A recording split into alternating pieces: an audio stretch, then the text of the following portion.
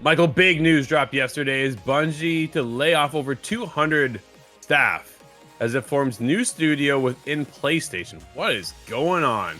Jordan Midler over VGC tells us all about it. Plus, we'll be pulling in more because the people are furious, and rightfully so. Bungie has announced that it will lay off 220 staff, roughly 17% of the studio. In a letter published on Wednesday, the Destiny creator cited rising costs of development and industry shifts for what it called some of the most difficult changes to the studio it has had to make. In the letter, the company announced two major changes to the structure of the developer going forward. Quote, first, we are deepening our integration with Sony Interactive Entertainment, working to integrate 155 of our roles, roughly 12%, into SIE over the next few quarters, end quote, wrote Pete Parsons, CEO of Bungie. Quote, SIE has worked tirelessly with us to identify roles as many of our people as for as many people as possible, enabling us together to save a great deal of talent that otherwise have been affected by the reduction in force, end quote. The letter also announced that the studio is working on a new sci-fi action game within PlayStation Studios. It's an interesting little twist. Quote, second, we are working with PlayStation Studios leadership to spin out one of our incubation projects, an action game set in a brand new science fantasy universe, to form a new studio within PlayStation Studios to continue its promising development, end quote. The PlayStation maker purchased Bungie in 2022, Michael, for $3.6 billion. Billion. That wasn't with an M, Michael. That was with a B. $1 billion. Why are you laying off 200 people? Quote, he continues. For everyone affected by this job reduction, we will be offering a generous exit package, including severance, bonus, and health coverage, end quote. The letter reads. The letter concluded by reassuring fans that its plan for Marathon reboot is still in development and that over 800 developers are still working on it and the Destiny franchise. Michael, we are not done there yet, as now we head over to Ed Nightingale over at Eurogamer, who then everybody is just starting to get all over Pete Parsons. Because why? Let me explain. Employees, some of whom are now unemployed, have shared links to an array of classic cars purchased via the Bring a Trailer website, with Parsons' profile public and listing a vast number of auction wins. The earliest was in September of 2022, costing $34,000. The most recent one was June 1st, which was a costing of, you ready? $91,000. My goodness. Just a month before these layoffs were hit, right?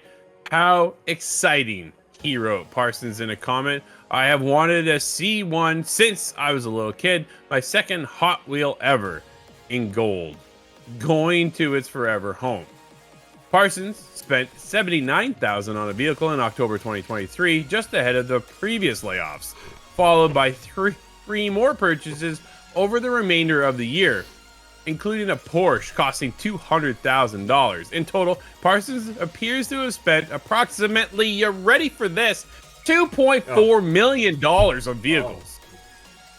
Sony's purchase of Bungie in 2022 for $3.6 billion, while it's unclear how Parsons has earned since the buyout, it would appear Bungie's senior leadership has not taken a salary cut, while over the past 9 months, almost a quarter of the workforce has been laid off.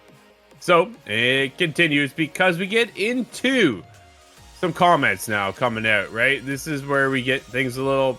Liana Rupert used to be a former community manager. She had a couple things to say. Former Destiny 2 community manager Liana Rupert shared a story on social media of the struggling to find money for groceries while working at Bungie, while Parsons, quote, bragged about a few new expensive cars he bought, and that we should come to his house and see them, end quote. You can't buy groceries, but somebody else is buying cars and wants you to come check them out. Doesn't sit very well. She then quoted, "Step down, Pete." And that was the flagship of posts coming down the line yesterday from everybody. New management, all things, right? Rupert continued, quote, and I have not stopped digging since October. There's so much more to this that won't come out for a few more years to protect people. But I just want to say this falls squarely on leadership, end quote. Another former employee called out Parsons as, quote, a coward, end quote, for setting his social media to private as of yesterday as well. Quote, you lied to my face, straight to it. You also invited me to come see your new cars 2 days before you laid me off, end quote. Michael, where do you want to start? Oh, man, there are so many places to start with this, Drew. I mean, to me, I'll be honest, the craziest part about all of this, and there's a lot of crazy parts, in the letter where you're talking about while we're laying off staff, we're integrating in a new studio. Oh yeah, by the way, we have a new game coming out. How tone deaf can you be? How can you say, hey, we just cut our workforce, but trust us, we've got a brand new game coming out. You're going to want to check it out. That, to me, of all the crazy things, Drew, is the craziest. You don't want to hype up your new game. This game is going to be forever stained by this day, right? Like, the moment we get a name for this sci-fi title, we're going to say, oh yeah, this is the title that was announced the same day they laid off 17% of their staff. This game is already dead. On arrival, is going to get so much hate. That, to me, Drew, is absolutely mind-blowing, and I think it rings true with that last quote you said. The leadership here just does not feel competent to know what's going on, because this has been a complete disaster for Bungie and PlayStation. This reminds me of Jim Ryan flying out to London studios and shutting them down after taking a picture with them. And then they closed the studio the week after or the month after. I can't remember exactly. And this kind of falls in that vein of, like, what is PlayStation doing lately? Like, they've got to figure this out. PlayStation needs to come in, and I think you don't invite somebody to your house to check out your brand new expensive cars to then let them go. Yeah. Oh, yeah, look what I just bought. Let me rub it in your face and now see you later. That just doesn't fly, right? Like, have some dignity, have some pride in your studio. So there's a little bit more to this. In a report from IGN, last December, following layoffs at Bungie, employees asked a department head during a post-layoff Q&A if leadership would be taking salary cuts, to which the response was Bungie was, quote, not that type of company, end quote. Clearly not that type of company, right? Who gets better? Who gets more rich? The rich, right? The more people at the top want to make sure they keep getting their buck, but forget everybody at the bottom. And this is where things become, I hate to say it, people become a number instead of a personality and a friend and a colleague within work, right? You have your group of workers that you work together, but the people at the top at the end of the day, Michael, sure don't seem to care very much, do they? No, they don't. And it's that statement right there. We're not that kind of company. And we talked about it right before the show started. Look at the company. You kind of think that they're referring to, at least in the gaming industry, right? Nintendo. There's all these stories.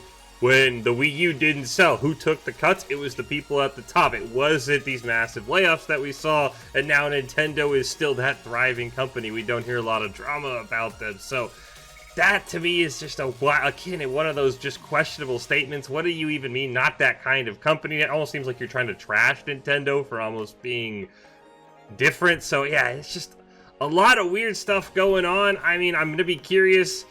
I think if we ever get another leak about, we talked about it last week with Microsoft and Activision using AI. I feel like this now puts kind of Bungie at the top of my list. If we all of a sudden get, Bungie's newest game was using AI. It's like, I wonder why. Because as you said, we just say, we got to cut people. So yeah, this story is just, it's so sad and depressing on so many different levels, Drew, as a gamer, because Bungie is one of those companies that, at least for me, who grew up in the mid-2000s, you want to just hold high. I know that they're now at PlayStation, but it still feels like, man, Bungie has just fallen off from that epic gaming giant that I remember them by in the late 2000s, early 2010s.